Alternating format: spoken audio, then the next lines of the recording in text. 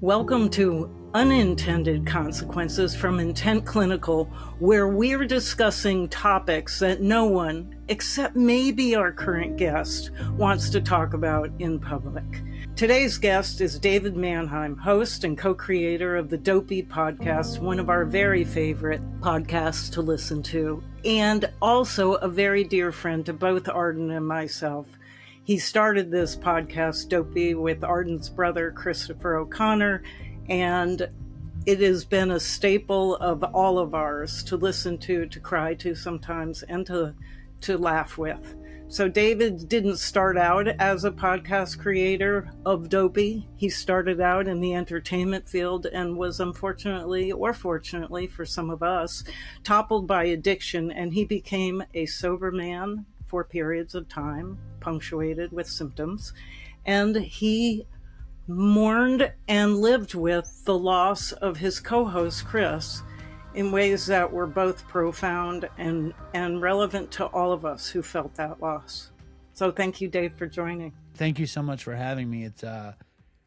It's very emotional. You know what I mean? It's like, it's one thing to do, because I've been making the show for a long time, and I started it with Chris.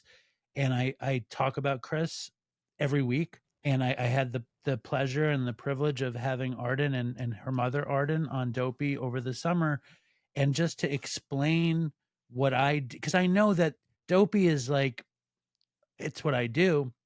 And I know you guys are into it and support it, but I know it also can be painful for Arden to listen to it.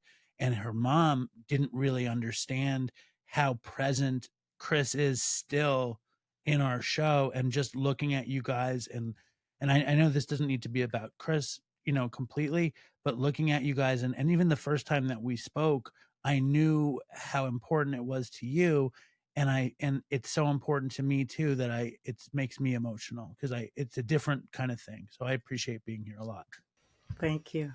All I would add, and I agree with you, today is the first podcast that I didn't even glance at what they told us to ask about, because I feel like it's an old friend we're talking to. And for those viewers or listeners that didn't know, my brother Chris passed away from an overdose in 2018. And he was the co-creator and a good friend to David. And I think the thing I learned the most is just how being vulnerable can be so healing. I think my other brother, Matt, joked when you guys first started the podcast, like, what are they, crazy? They're going to tell all these embarrassing stories. And now to see the community you've built, the amount of, we're going to pummel you with questions, including, how has Dopey grown, but the amount of visitors you have, people with Dopey tattoos, Dopey Con, like, you just have impacted a huge group. And that's in a much smaller scale. That's what we hope to do with this podcast, which is really to bring to light that some of these things that seem embarrassing, that seem so personal, I could never share this with the world, don't have to be that way if we all live in our truths and we're all able to share them and reflect on what we would have done differently and what we hope other people learn. Sure. I'm with you. So can I start the pummeling of questions? Please. I don't get pummeled nearly enough with questions. All right. I usually do the pummeling. So You're the pummeler. Exactly. So take us back. Who are you? Where were you born? What was your early life like? I was born in New York City in 1974, and to middle class Jewish parents who were both teachers for the Board of Education. And I grew up very much in like subsidized housing amongst firemen and teachers, and like that world. It was very Sesame Street style. Like there was a playground in our backyard, and somehow like we paid very little for our rent. We had a parking spot. My parents worked at a summer camp, so every summer I'd go with them to this summer camp. It was very like middle class TV show, Norman Lear kind of life that I grew up in. I went to like one of the best, if not the best, public elementary school and high school in the city.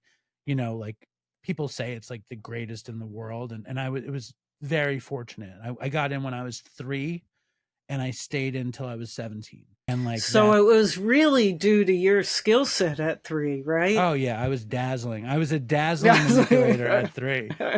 And I was asked to leave as it became more clear that my intellect wasn't quite equal to my manipulative ability. They would ask me to leave, and I wouldn't leave. But I came from New York, and that was that the question. Where was I born in? Yeah, New York City. Yeah. And where did Chelsea. you first find drugs and alcohol and other substances of destruction? I was a total late bloomer. My first substance of destruction was definitely television and food, cookies, TV, and coda. I mean, like when because like you get sober and everyone's like, well, why were you a heroin addict? And you're trying to piece it together in your head, and I'm like, I just like getting high.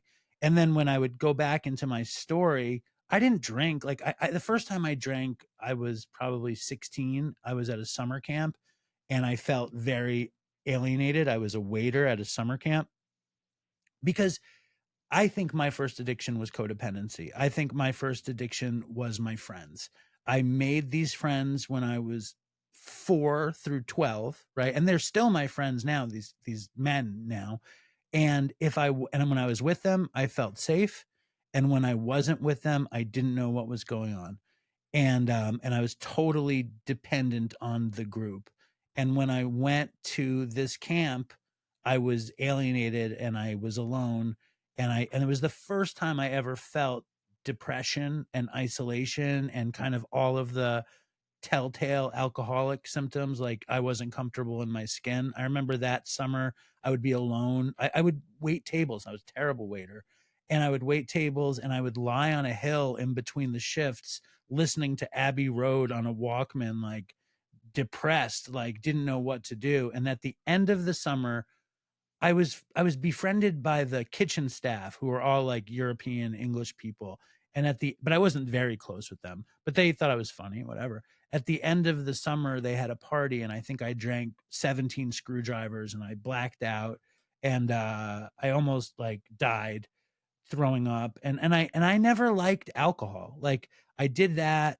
I never could really drink at dances in my high school. I would have a wine cooler or something, but I didn't like the alcohol didn't make me feel good. It made me feel just sick, like red and hot and not free.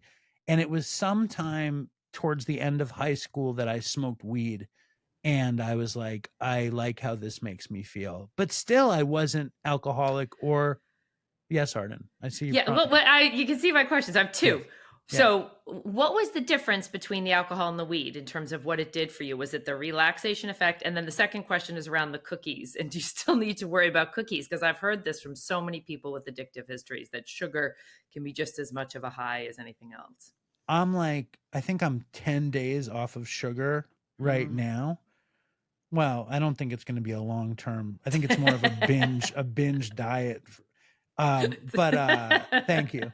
No, I think it's just physiological. It's just like the way some people love Coke and some people don't, and some people love alcohol and some people don't. My mom used to always say, you go to an AA meeting and everyone's like, I'm allergic to alcohol. I break out in handcuffs. And it's like, that's so funny, whatever.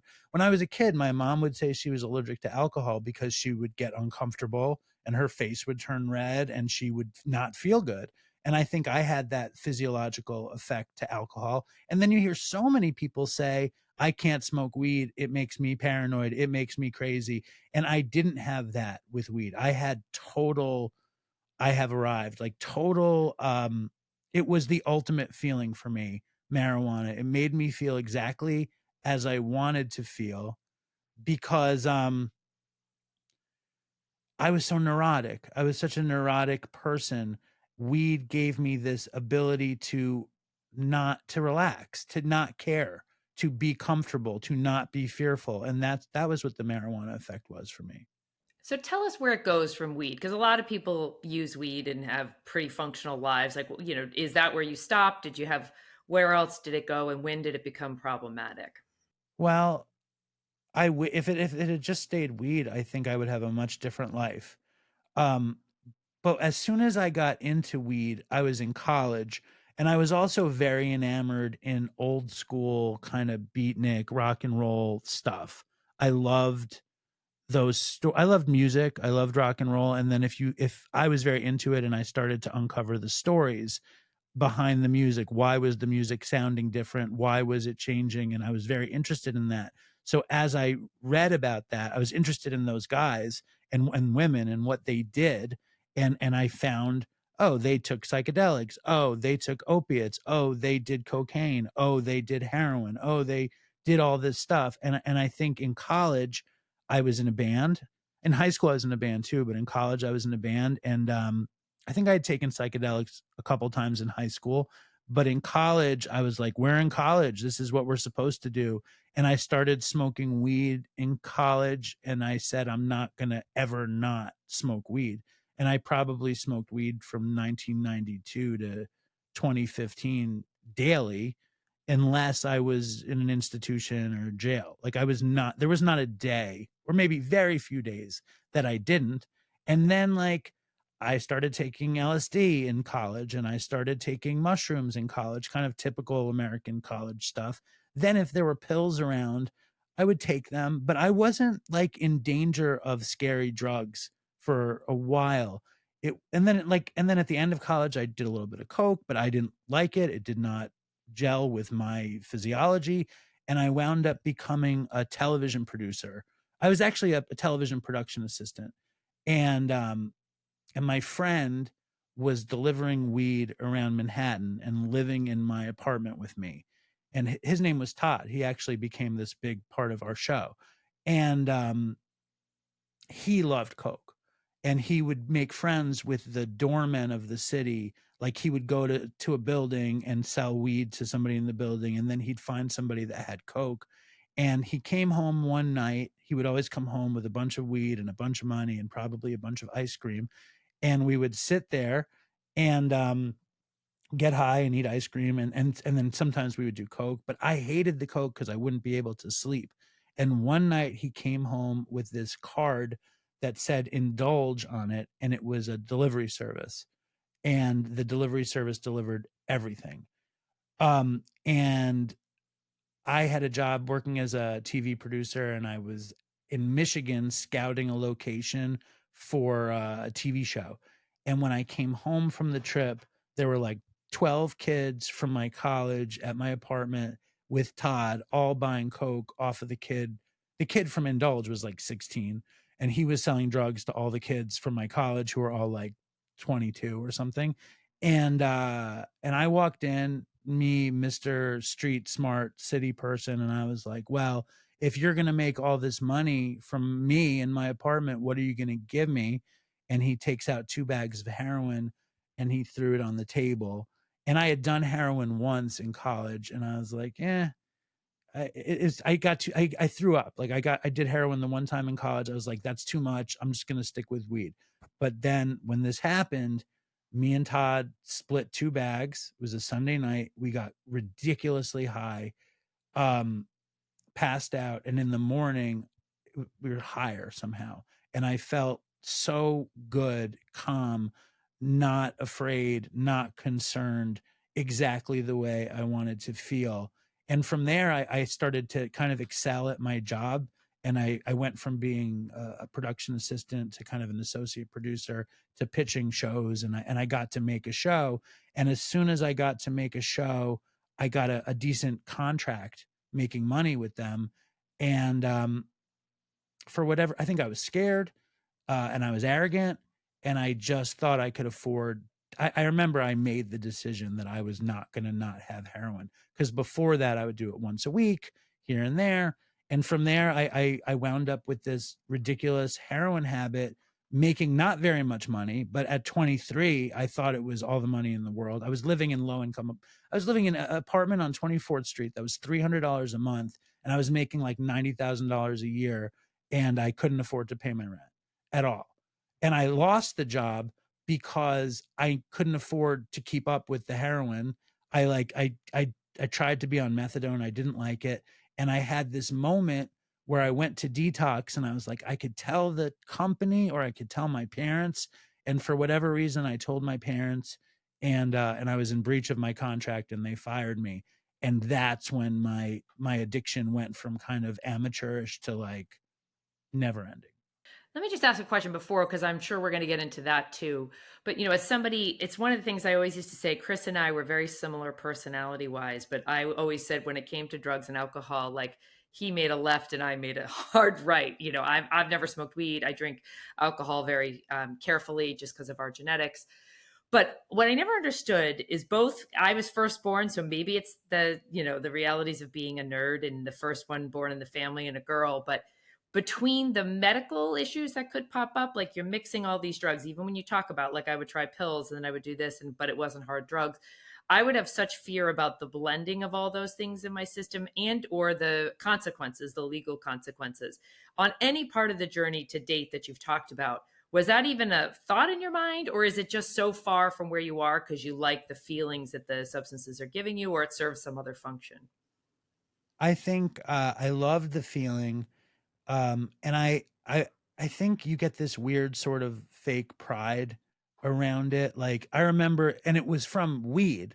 Like it was born from something fairly innocuous at the time, where we would dazzle each other with how big of a bong hit we could take or how much weed we could go through or whatever. So it kind of like became like we were hardcore in our heads, even though that was a total joke. But it became like that. And then I think when Coke like didn't affect me, like I just think the way my brain chemistry is, it didn't affect me. So I wasn't impressed with it. Doing a lot of Coke didn't feel good. Doing a little Coke didn't feel good. Heroin made me feel as I wanted to. And I had a fear around it. I had a fear of a habit at first. And I didn't have a fear of overdose because I was doing so little and I was sniffing it. But I think as you kind of get your bearings around the drug and you get used to it, I don't know, like I was fearful of having a habit until I got one. And then I was just like, how do I keep up with it? I was never fearful of overdose, but at some point when I got kind of into the depths of the addiction, I kind of was hoping I would die because it was too because I just lost everything I had. Like when I lost that job, I wound up losing that job. I got on unemployment, I got on methadone, and I just started selling everything I owned, and my habit went way, way up. And I wound up going to treatment in upstate New York, and my roommate was some really hardcore heroin addict. And we wound up leaving treatment in the middle. And that's when I started shooting it because like they were like, what are you doing? And I was like, okay. And I wound up shooting it. And then it's just my life nosedived, kind of the textbook style of a young heroin addict. You know, I wound up shooting it. I mean, something that me and Chris used to talk about all the time is he would have these benders, you know, for a few months, and then he'd get his shit together. For me, I got into it and I never got out of it. I just wouldn't do the kind of crazy things that Chris would do. I was just like an old man at home eating ice cream, watching cable TV, and doing heroin. I always made the joke that if I didn't even have cable, I probably would have gotten sober. Like people are like, "Have you ever been on the street?" I was like, "Dude, if I didn't have cable, I wouldn't have made it. Like I would have gotten out of it because I wasn't like that. You know, I was a real bougie heroin addict kind of thing." That's a real interesting expression of bougie heroin addict. Most of us, when we associate heroin and humans, we don't associate that word bougie. What would make a bougie heroin addict different from what my perception would be?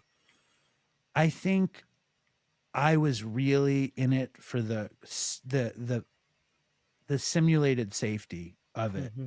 the feeling of well-being, and more than that, comfort. Mm-hmm. Like it was the comfort of heroin that made me in love with it. And I wound up, that was how I felt about weed before. And that's how I wound up feeling about benzos as well. I felt safe. I felt comfortable. If I had food and I could get high and I had TV and I had cigarettes, that's all I really wanted for a long period of time. For like, I want to say 12 years, I was in this cocoon of food, heroin, benzos, weed, cigarettes, and TV. And it created this alternate reality, which basically was based on whatever I was watching on TV. It's very pathetic when you really unload it, because my life was totally getting drugs and watching TV until I ran out of drugs and getting drugs again. Like the only adventures were how you could get drugs or how you could get money. It was not, there was nothing else in it for me. I've heard it described as a full time job. having an active addiction. My hustles were pathetic though. Like my hustles were like I mean, it got to really bad places where I would borrow money from neighbors. And it's not like I would again, I was like a bougie heroin addict. I wouldn't sell my body or rob a store. I would steal like cookies from the stores. I was banned from every store on 8th Avenue. I would steal cookies, I would steal There are cereal. the cookies again. You and I the know. cookies. Well, it just seemed like such like I would spend all my money on the drugs and the cigarettes and I would still want to have something sweet. So I would steal that because I could. I would borrow money from neighbors and then I would get my parents. I would tell my parents that I did that and I would get them to give me the money to pay the neighbor back. But I would tell my parents that I borrowed more money from the neighbor than I had. So I'd pay the neighbor back and then I'd have money to get drugs on top of it. And then I wound up in Florida in long-term treatment and I stayed in Florida for almost a year. And maybe I got into sober living a few months into it. And I stumbled upon some hippie in 7-Eleven and I was just smoking pot in sober living. And I left there and I went to California. Oh yeah, there was one other very, very important thing in that story, which was one of like those friends that I was talking about. One of them had met this woman in college. He went to California and he met this woman in college. And the woman and I hit it off. Like she was a stoner and you know, she had a lot of the same qualities, values that I did. And my friend was like one of the most noble type of people ever. He was like an athlete and he was pre-med and he like didn't do drugs and he didn't drink and he wanted to be a musician and he was like incredibly like good guy. And then he wound up traveling and she wound up coming over more and more and we wound up hooking up. And rather than living with it and telling my friend or pretending it didn't happen, for whatever reason, I said to the woman, you need to leave him and be with me. And she did. And so I broke his heart because I totally betrayed him. She moved in with me. My drug addiction went off the charts. I was having seizures from benzo withdrawals. I never had overdosed. I had a near overdose on heroin, but nothing really bad, but lots of benzos, seizures. And then we broke up and I went to Florida to get well. Didn't work. And I moved to Los Angeles to move in with the guy who was the weed delivery guy. And when I got there, he promised me he wasn't going to do heroin, but it turned out he had just started smoking meth when I got there. Even better. So exactly. So I wound up smoking meth with him until I decided I needed heroin because like the second I smoked meth, I was like, I need heroin. I need downers. And I found downtown Los Angeles where they're basically selling benzos and heroin on the street, like just as quickly as you could buy a newspaper. And I was immediately back on heroin. And the woman that had left my friend for me moved to LA. We got an apartment together. She started working. I never did. And I was just like in that house, like in a bathrobe with 2 other cats and just like living this addict lifestyle. And that was How old are you now? Like at this point? I think I was in my late 20s and I was there with her until 34, and I was on methadone basically the whole time. And I was just like this bum wandering around Echo Park, like thinking I'm an artist, like taking out of focus photographs of flowers and eating ice cream sandwiches. Like, I mean, my life was literally taking out of focus pictures, eating ice cream sandwiches. And this woman who was like, I mean, like, I'm not going to talk badly about her. She was, she was ill too, though. I mean, nobody healthy is in a situation like right. Not, but she was like, yeah, it was a codependent kind of thing. And what were you going to say, Arden? I see. So my question is like, have you graduated from college at this point or no? I graduated in 4 years. So like you graduated, but you've got no job and there's no part of your brain because you're a smart man saying, God, I get you. I guess that you have this persona as an artist, but there's no part of you to yourself thinking like, this seems odd that, my friends have gone on to either graduate school or they're working and I'm just sort of hanging out.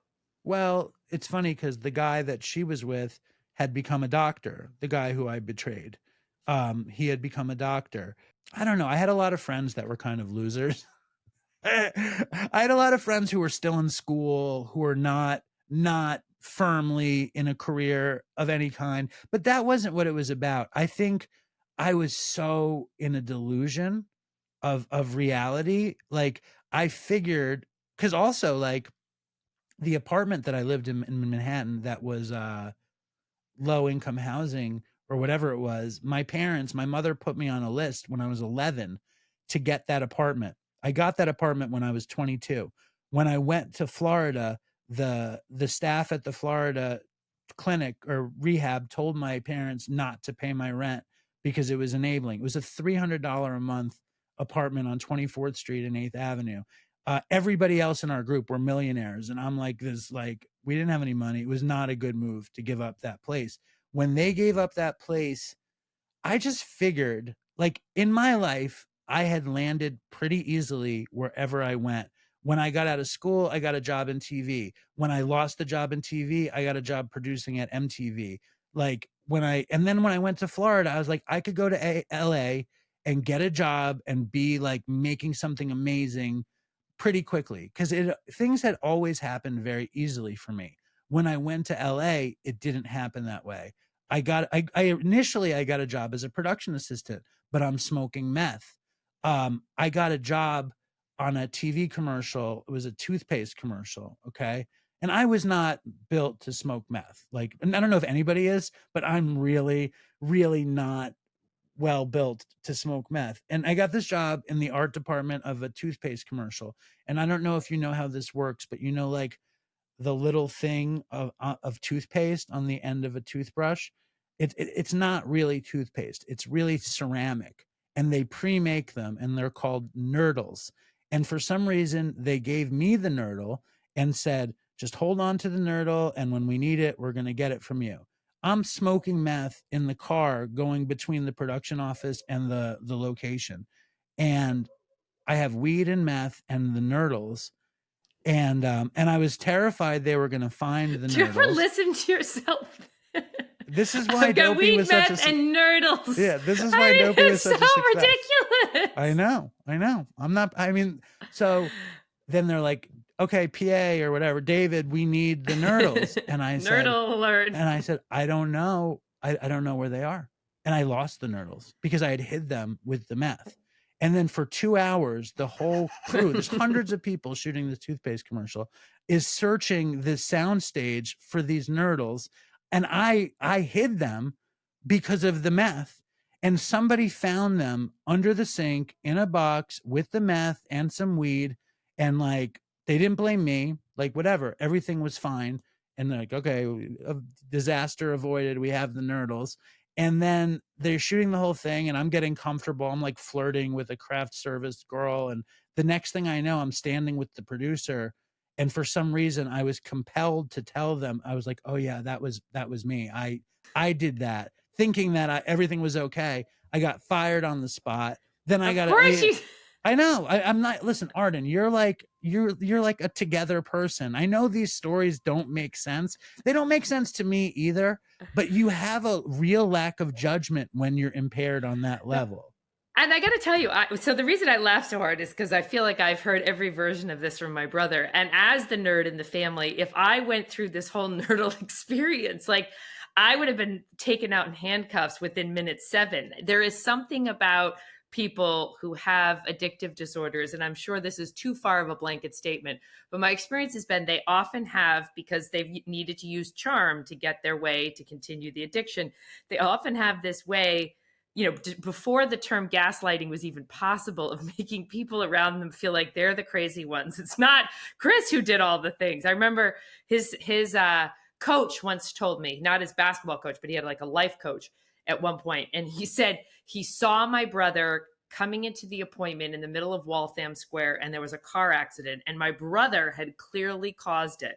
When my brother got out of the car, he said, everybody's pointing fingers. And so was Chris, like, oh, I don't know how you this. And he said, he's standing there like, I know this kid is responsible. So that just reminds me, it's just like you did I guess the noble thing and admitted about the nurdles, but had you not, you would have just escaped, just as many people do. It was not the noble thing. It was a total paranoia thing. It was, again, me needing to feel comfortable. Yeah. And the only way I could feel comfortable is if I said what had happened and I got fired, immediately. And I had like a few jobs like that in LA. Like I had another job where I was an associate producer for this TV show. And again, I was still smoking meth and I was shooting heroin, and I was shooting heroin in the offices that I was working. And I was so comfortable. Like this is my style.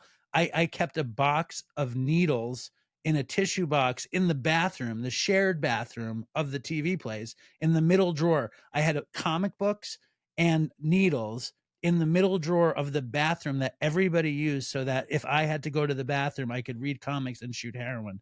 And when they fired me, I was like, I'm just sleepy. I didn't cop to it then, and nobody found the needles. But basically, my ambition was eroded by my drug addiction. And then this woman, who I definitely loved, and she never did any wrong by me except wanted to take care of me. She took care of me for years in Los Angeles, and I had my love, my life, my everything got withered down to nothing. And while I was out there, I got a phone call from my mom that she had gotten diagnosed with leukemia. And I was on 150 milligrams of methadone. And I was a total loser. Like what you talk about, Arden, in terms of like, why didn't I compare myself to somebody else? I did, but I just figured it would work out when it would work out. But when my mom told me she was dying, it was like the camera pulled out. It's like that horror movie thing. And I was like, I can't be here. I can't be here like this and have my mother die in New York. So I got off methadone. It took me like a year to get off 150 milligrams of methadone. And I got off of heroin, and I got off of benzos because I kept having seizures wherever I was. And I did a blind taper of methadone where I didn't even know when I was off of it. So every day I would go to the clinic and they'd give me my dose and I would drink it, and I didn't know when I was off. And then when they told me I could go to detox, I think when I was at 30. So that's how I knew. I went to a detox. It was the first time I had ever had buprenorphine, and I was so uncomfortable.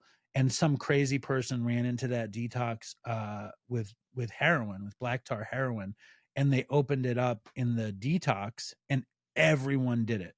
Everyone in the detox did it because this Armenian kid had this bunch of tar heroin, and I did it too. But I didn't know that the buprenorphine was going to block me, so I didn't feel it. They kicked me out, and I kicked at home sick. And then me and my girlfriend moved back east, and I was too afraid to go back to New York because I did feel like such a loser. And we moved to Vermont. We moved to what's the big city? Burlington, Vermont. And we stayed there for like 2 months. And my mother lived in Hoosick Falls, and in the summertime. And she looked bad, and she told me she thought she was about to die. And I looked at my situation, and I told Jenny, the woman who I had been with for so long, I said, we have to break up. I can't do this. And I'm too sick. You know what I mean? I knew I was too sick, and I knew I couldn't get better. And I hadn't lived in my parents' house since I graduated high school. Like I had made a big, like I wasn't going to be there. I did not feel comfortable living with my parents. And I said, can I move back in? She was like, I guess so, if you have a job. And I had worked at Katz's Deli in college in the summer. And she was like, why don't you go ask if you could work at Katz's? And I was like, okay. So I was 35, and I moved into my parents' house for like a night, and I was like, I cannot stay here. My one of my best friend's mothers from high school took me in, and she had like a 5-bedroom apartment on the Upper West Side. I moved in there. I started working in Katz's in 2008, I think. And in a few months, my mom died. And And then I think a month after that, I met Linda, who's my partner now, and I got her pregnant like immediately. Well, why wouldn't you? Well, exactly. I got her pregnant immediately. And then the kid who was smoking meth, who was delivering weed, shows up at Linda and him had gone to college together. And that's how I met Linda. He showed up at our house. We have an infant with heroin. And I hadn't done heroin in I don't know, a long time.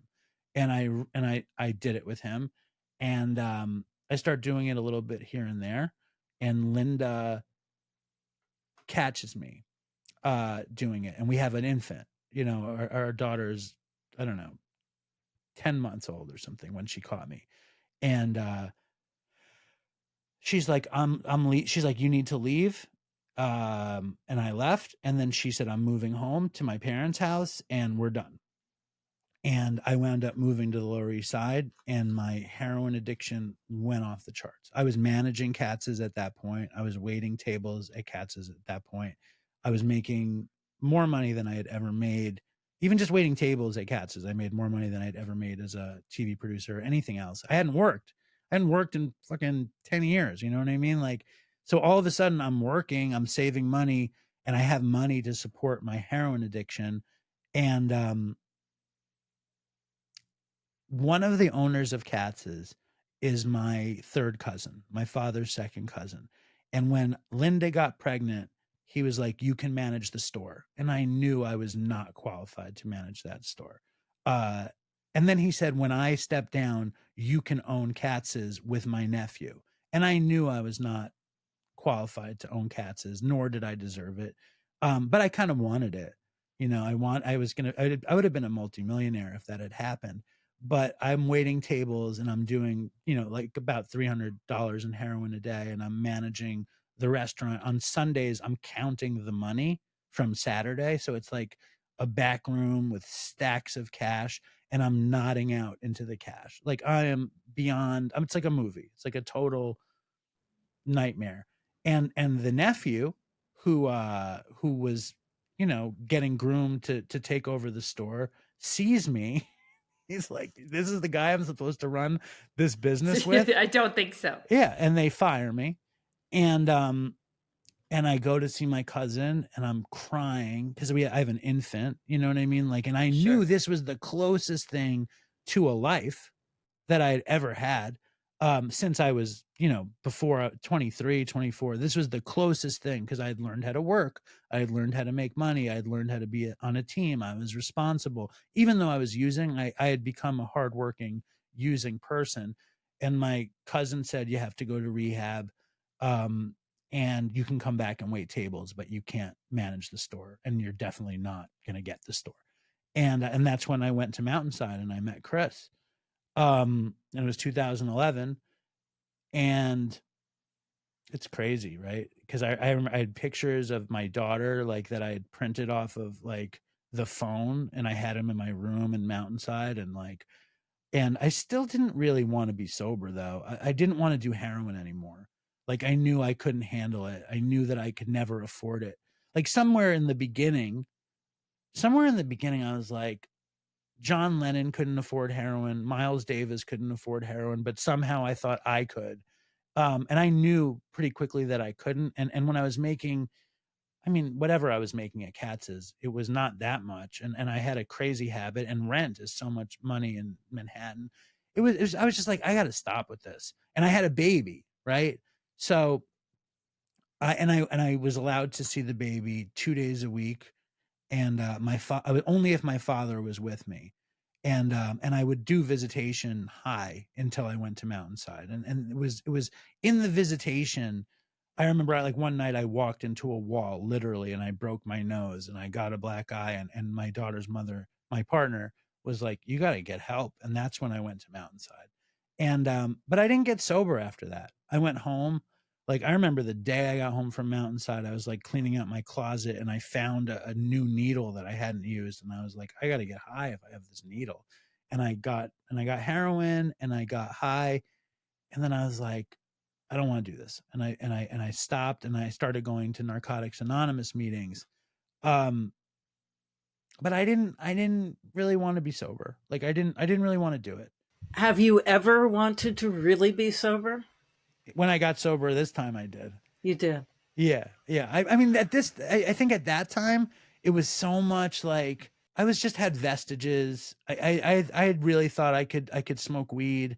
And then what happened in that period was my daughter's mother said, "You're not going to get what was the word? My father had to watch the visitation." Non-supervised. Right. Right. You're not going to get unsupervised visits until you have 365 days clean via hair follicle test. So I was like, okay. Good for her. Yeah, and like she didn't want to see me. Like I wouldn't see her. I only saw her parents and the baby. And I never missed a visit and I never missed a payment. And I'm not trying to brag, but I mean that was kind of like the beginnings of my accountability.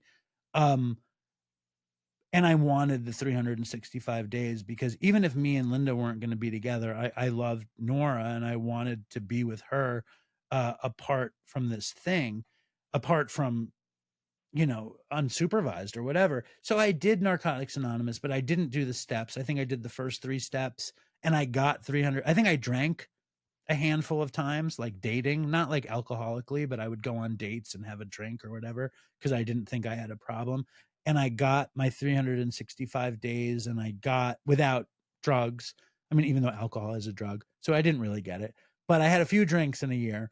And I got my unsupervised visitation and I would have Nora and I was waiting tables and things were relatively good. And I think around then Hurricane Sandy happened and I was dating a woman on the Lower East Side who was a stoner. And I think everything had just seemed normal and I started smoking weed again. And then I started taking benzos again. And around that time, I also started being creative again. And I made a web series at Katz's about it was meant to be a talk show about a waiter who hates waiting tables but wants to have a talk show, so he does a talk show while he waits tables, and we called it The Last Jewish Waiter. And Chris was really interested in it because a bunch of like Huffington Post wrote about it and USA Today wrote about it, Paper Magazine, and Chris was like, this is interesting. He was like, and Chris was like trying to do all sorts of creative things then too. He wrote for Vanity Fair and Salon, and he was working on whatever he was working on. And he was like, we should do something. And I was like, I don't know. And I was also smoking weed. And he was like, he said to me something that I never forgot. He goes, well, if you can smoke weed without doing heroin, then you can do that. And he was like, I have one other friend who could do that. And that was Dave Marshall. You remember Dave Marshall, Arden? Yeah. And I wound up on benzos. I wound up trying to whatever the word is I'm looking for, rekindle with Linda, reconcile with Linda, because all I wanted was to have our family together. And my obsession shifted from drugs to, I can't believe I messed up this beautiful family. Like, and it was a mantra in my head. You're such a loser. How could you mess up this beautiful family? Especially because I had messed up my whole life and I wound up with this incredibly beautiful woman and this beautiful child. And I could have just skipped the bad thing. And then all of a sudden everything is fine. And I was like, and I was just beating myself up to the point of every day at Katz's, all I would talk to every person that worked there. I can't believe I messed this up. And they were like people who couldn't speak English. I'd be like, I can't believe I would be like, we've had enough of this, Dave. Thank you. Yeah. Right. I never stopped talking about it. And Linda wanted to reconcile at that summer. And we went on a date. Oh no, first we went on a family trip, me, Linda, and Nora, to Dutch Wonderland in Lancaster, Pennsylvania. And she brought wine and she would take little bits of Xanax to help her sleep. And I knew that. And I don't think she realized, like, I don't know. I wound up stealing the Xanax. She got really angry. And then she gave me one more chance. And we went on a date to see the Amy Winehouse documentary, ironically.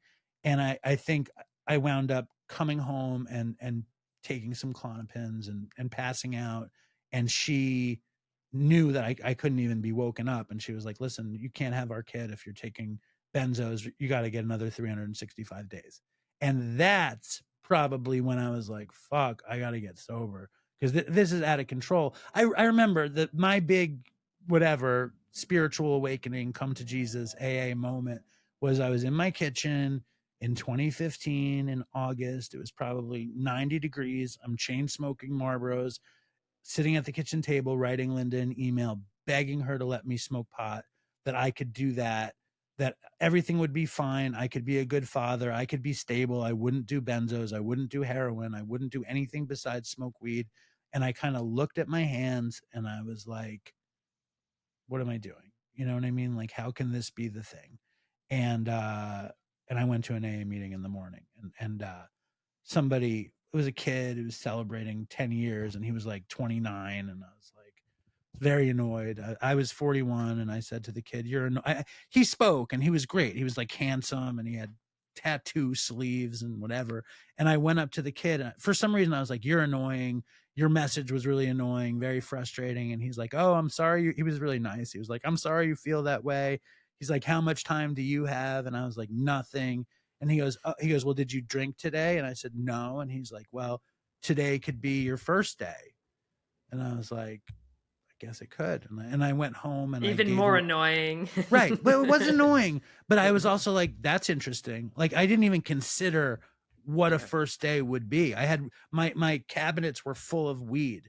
You know, I went home and I called one of my friends and I was like, just come over and I'm going to give you all my pot.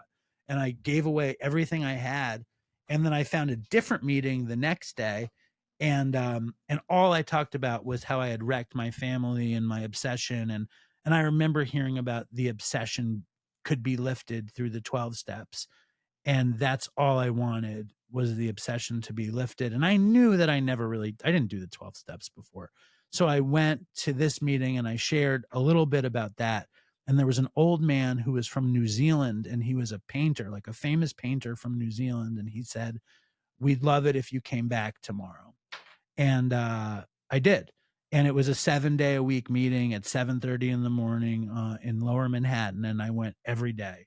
And I got us. And then I heard them read how it works, where it says, rarely have we seen someone thoroughly follow this path and not achieve these results. And I had never followed any. The only thing I had thoroughly done was used, and lied and manipulated and bullshitted and whatever.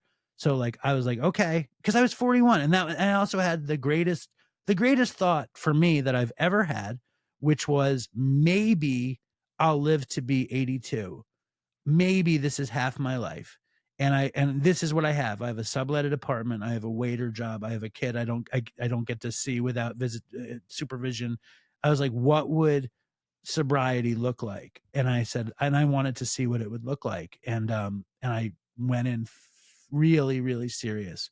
And I was talking to Chris a lot because he was doing AA religiously. I think he had a year and a half when I was in that mode. And he was just like, because he and I looked at it exactly the same way, which was like, we didn't really want to do it, but he had such a good experience from it, and he knew the ins and the outs of it. And it was funny because he was like, the only person I know that can do heroin and then just smoke weed is Dave Marshall. And Dave Marshall was the first person who died in the Dopey community. Yeah. So I remember. It was then that Chris again said, why don't we do something creative? And it was a few months after I started going to that meeting, I was like, let's do a podcast. Because I had another friend who was like, when I was deep in the thick of using, he was like, you know what a good podcast would be? One about drug stories. And he wound up making a podcast about drug stories with like getting pre-recorded famous people's stories and putting them together. And I was high. I was like, I don't know what you're talking about. And then when I was talking to Chris, I was like, we should do that. And that's how it started. Wow. All I can say is wow. It's a long story. I know. So I guess where I go to is, do you think having your child, that was one of the reasons that you actually got to sobriety? Whereas I look at Chris, who's not so dissimilar, not as many years living the lifestyle you did, but probably more high risk behaviors. But I guess, what was the thing, if you think about yourself versus Chris' story? Is it luck? Is it his tolerance for risk? Is it your engagement with AA? Was it having a family that you cared about? What was the difference? I think it was my age. And I think it was the consequences for me were much more intense because of the baby. And it was really my father. Like, I wasn't allowed to see my daughter without my father, and seeing myself like that was intolerable. Mm-hmm. Seeing yourself through his eyes, your dad's eyes, as much Seeing as you myself through my wife's family's eyes, Mm-hmm. that I was a child, and Mm-hmm. that I wasn't trusted, and I needed my father to vouch. It was just demoralizing. Mm-hmm. Mm-hmm. They say that pain is our friend. Pain tells us when we go to the doctor, when we go to the dentist, when we look in the mirror and say, this isn't who I want to be. It sounds like that was your painful period. I think, you know, it's the cliche. I think I got sick and tired of being sick and tired. And I think that the pressure was so intense that it worked. It worked on, I mean, for now, you know what I mean? So tell our viewers a little bit about your success with Dopey. And really the question I have is, what is different from when you guys started? I told you, I've listened to the first episodes many times. You guys had that listened with the fishbowl sounds in the background, the two of you debating over who's going to speak, when it started to where it is now. Like, what wasn't in your vision that it's become? Well, Chris's death wasn't in my vision, you know. Chris's death was nowhere in my vision. My vision was we needed something to do. You know, I had always been a creative person. I loved being in bands. And Chris always wanted to make stuff. He wasn't like creative in he wanted to be a writer, and I remember he wrote a whole science fiction novel, and he wanted to be rich and famous, and he wanted to do what he wanted to do. And we shared that. And then also we love to have fun, and we love to like make each other laugh, and we were both obsessive drug And you addicts. poked at each other mercilessly. Yeah, I think looking back, I have a lot of like, I listen sometimes and I was way too mean to him. But No. I think when, I mean, people write me, somebody just wrote me a review. You want to hear this review I just got? It's like it's horrible. Hold on. I mean, it's like, let me just read this because it's profoundly horrible what this person said. And it disturbed me for at least a second. They said, listen to the first 142 episodes and tell me Dave did not contribute to Chris's death. If you don't have the time, try episode 98 and 132. R.I.P. Chris 143. Like, brutal. No, I'm so sorry. That is so not That's reality. and I'll say it right here, horrible publicly. thing to say.